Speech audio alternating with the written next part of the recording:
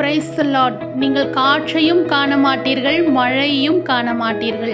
ஆனாலும் நீங்களும் உங்கள் ஆடு மாடுகளும் உங்கள் மிருக ஜீவன்களும் குடிக்கும்படிக்கு இந்த பள்ளத்தாக்கு தண்ணீரால் நிரப்பப்படும் என்று கர்த்தர் சொல்லுகிறார்.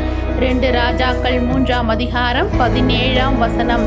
காற்றும் இல்லையே, மழையும் இல்லையே, எப்படி என்னுடைய பள்ளத்தாக்கு தண்ணீரால் நிரப்பப்படும் என்று சந்தேகம் வேண்டாம். இந்த காலை வேளையில் கர்த்தர் சொல்லுகிறார், எதை குறித்தும் நீ சந்தேகப்படாதே, விசுவாசமாயிரு. கர்த்தர் உன்னை குறித்து சொன்ன காரியங்கள் அனைத்தும் நிச்சயம் நிறைவேறும்.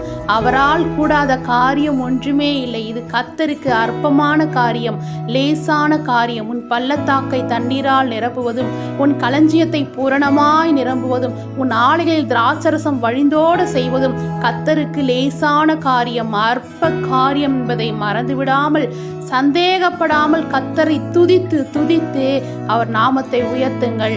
உங்கள் கண்கள் அதிசயங்களை காணும். ஆமென். ஹல்லேலூயா.